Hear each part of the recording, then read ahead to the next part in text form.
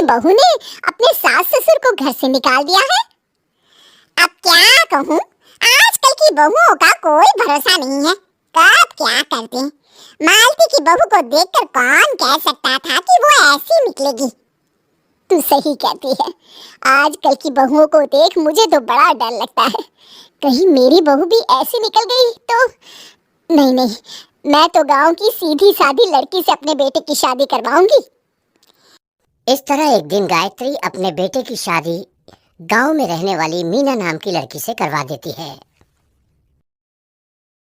ये लीजिए माँ जी, आपके लिए गर्मा गर्म नाश्ता और चाय। अरे वाह बहू, सच कह रही हूँ, जब से तू इस घर में आई है मुझे तो बड़ा आराम है। तेरे जैसी बहू तो किस्मत वालों को मिलती है। का माँ जी, अब इतनी भी तारीफ मत करिए ना। धीरे धीरे मीना गायत्री की चहेती बन जाती है और मीना भी गायत्री को कभी शिकायत का मौका नहीं देती थी। फिर एक दिन, ये ले बहू, आज मैं बाजार से तेरे लिए साड़ी लाई हूँ। साड़ी देखते ही मीना का मुंह लटक जाता है। का माँ जी, ये भी कोई साड़ी है? ना, मुझे तो बिल्कुल पसंद नहीं आई। अरे लाना ही था तो कोई अच्छी महंगी वाली साड़ी ले आती मेरे लिए। आप तो ये सस्ती साड़ी उठा लाई। मुझे नहीं ना चाहिए आपकी ये साड़ी, आप ही पहनिए इसे। अरे ये क्या बहू, तू तो आजकल कुछ ज्यादा ही नखरे दिखा रही है। मैं इतने प्यार से तेरे लिए साड़ी लेकर आई हूँ और तू है कि उल्टा मुझे ही दो बातें सुना रही है। अरे माँ जी, आप अपने लिए तो बड़ी डिजाइनदार और महंगी महंगी साड़ियाँ खरीदती हैं और मेरे लिए ये सस्ती साड़ी ले आई। आप समझती हैं कि मैं गांव से आई हूँ इसलिए मुझे कुछ नहीं पता। हाँ, अरे कुछ नहीं, तुझे शहर की हवा लग गई है बहू। इस तरह दोनों सास बहू में रोज किसी न किसी बात पर लड़ाइयाँ शुरू हो जाती थीं। एक दिन गायत्री अपनी कुछ सहेलियों को अपने घर चाय पर बुलाती है। अरे बहू, मेरी सहेलियों के लिए बढ़िया चाय नाश्ता तो बना दे। अरे माँ जी, अभी ना मेरे पास बिल्कुल भी समय नहीं है, मुझे ब्यूटी पार्लर जाना है। चाय नाश्ता आप ही बना लीजिए। हाँ, तू कब से ब्यूटी पार्लर जाने लगी है? शहर आए 2 दिन नहीं हुए और देखो महारानी के नखरे शुरू हो गए। बस भी करिए माँ जी, आपसे बहस करने के लिए मेरे पास ना बिल्कुल टाइम नहीं है। आपका क्या है, आप समझती हैं कि मैं गांव से आई हूँ तो मुझे कुछ नहीं आता और आप जो रोज रोज मुझसे मेहमान नवाजी करवाती रहती हैं नौकरानी की तरह। मीना के कमरे में जाते ही, अरे ये क्या गायत्री, तू तो अपनी बहू की बड़ी तारीफ कर रही थी, लेकिन ये तो तुझे कुछ समझती ही नहीं। भाई मुझे तो लग रहा था कि तेरी बहू गांव की है तो सीधी सादी होगी, लेकिन इसने तो शहरी बहुओं को भी मात कर दिया। अपनी सहेलियों के सामने अपनी बेइज्जती होते देख गायत्री आग बबूला हो जाती है। अरे क्या शहर और क्या गांव, मेरी तो किस्मत ही फूटी थी जो मैं इसे बहू बना के ले आई। भगवान जाने आगे और क्या क्या करेगी। अब तो मुझे कुछ ठीक नहीं लगता, तू जरा संभल के रहना, कहीं मालती की तरह तेरा भी हाल बेहाल ना हो जाए। अच्छा, अब हम चलते हैं। अपनी सहेली की बातें सुनकर गायत्री थोड़ी घबरा जाती है।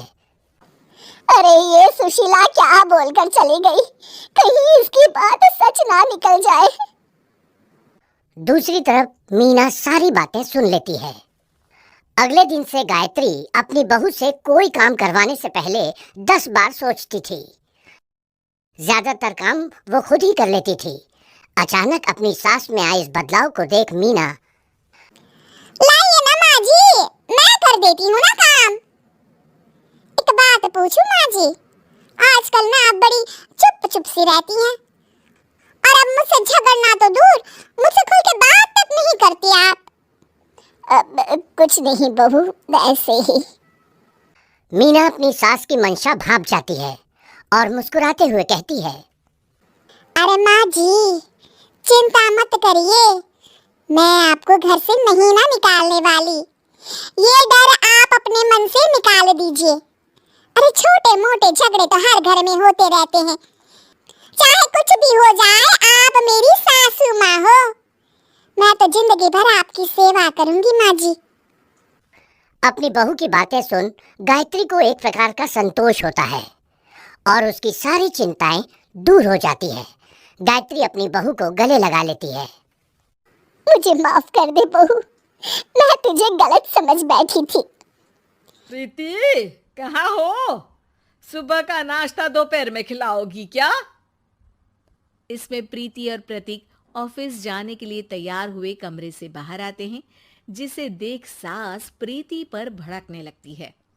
महारानी, तुम सुबह सुबह तैयार होकर घर का सारा काम छोड़कर कहाँ चल दी?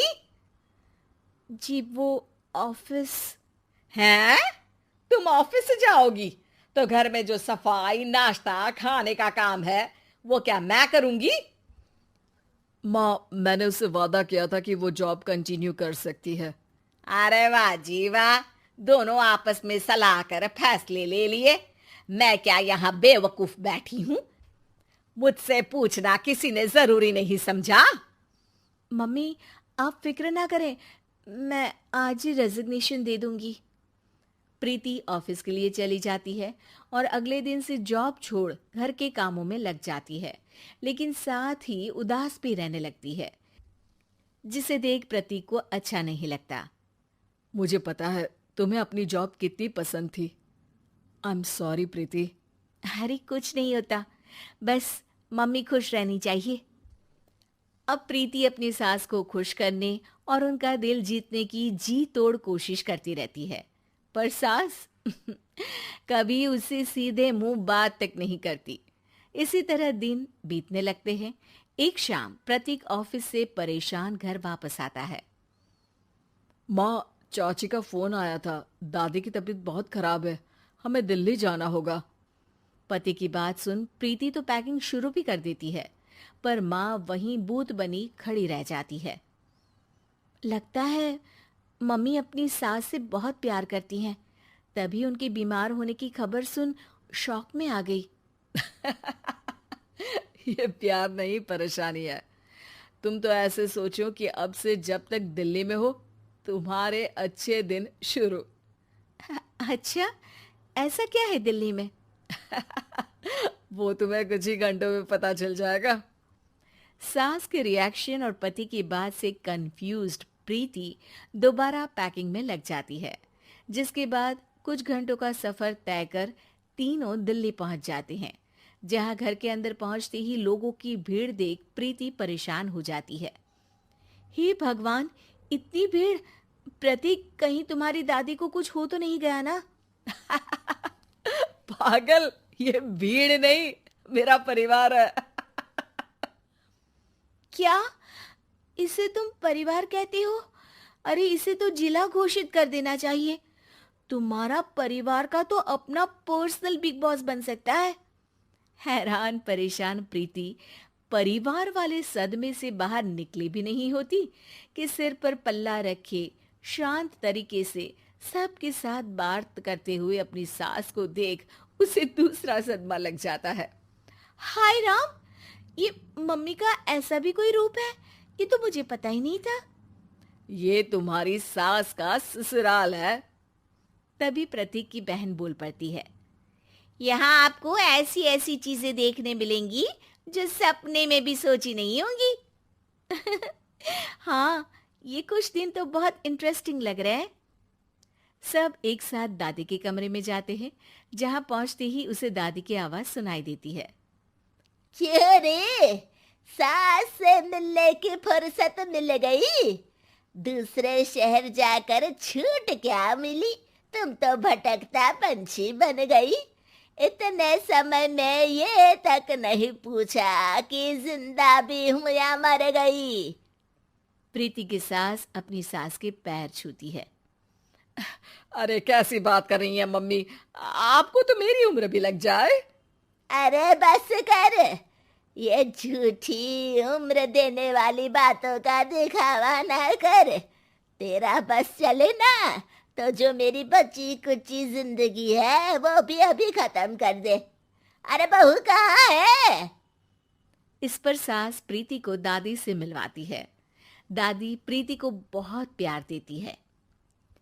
क्यों बहू, तेरी ये सास परेशान तो नहीं करती ना? अगर करती है तो अभी बता दे, मैं इसकी क्लास लगा दूंगी। अरे कैसी बात कर रही है माँ जी, भला मैं क्यों किसी को परेशान करूंगी। प्रीति अपनी सास का ये रूप एंजॉय कर ही रही होती है कि तभी चाची वहां आकर प्रीति को अपने साथ ले जाती है।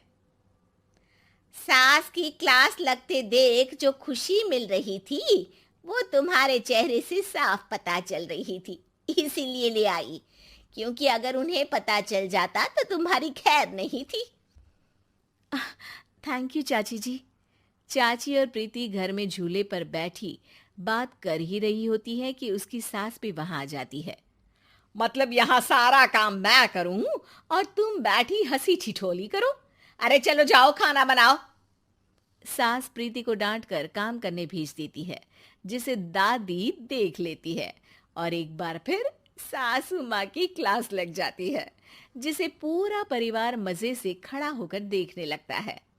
क्यों रे, मैंने तुझे काम बोला और तू उस बच्ची को परेशान कर रही है? सास की कोई इज्जत रह गई है इस घर में या नहीं? यहाँ खुद की सास होते हुए भी ज्यादा बड़ी बन रही है। अब नहीं मम्मी जी, मैं तो बस थोड़ी मदद के लिए बोल रही थी। सास रसोई में जाकर काम करने लगती है और दादी प्रीति को लेकर वहां से चली जाती हैं। इसी तरह एक हफ्ता बीत जाता है, जिसमें दादी अपनी बहू को डर, इज्जत और प्यार का फर्क समझाती रहती है और प्रीति उसका मजा लेती है। वापस जाते हुए दादी प्रीति और उसकी सास दोनों को अपने पास बुलाती है। मेरी बहू जिद्दी और अड़ियल है, इसलिए उससे हमेशा सही काम करवाने के लिए मुझे सख्ती करनी पड़ती है। लेकिन तुम्हारी बहू अच्छी है, तेरी खुशी के लिए वो अपनी जॉब और सपने भी छोड़कर घर में बैठी है। अपनी बहू के साथ प्यार से रहो। और प्रीति, अगर अभी भी तुम्हारी सास परेशान करे ना तो फिर तुम्हें पता चल ही गया है कि शिकायत कहाँ करनी है। जी, अपनी सास की ससुराल में। बहू, मैं तुझे गलत समझ बैठी थी। कोई बात नहीं माँ जी, ये ना घर घर की कहानी है। हाँ, जहां उसकी प्रीति के साथ लव मैरिज हो जाती है, जिस पर बहू को नापसंद करते हुए उसकी माँ पूरा समय प्रीति को परेशान करने के तरीके निकालती रहती है।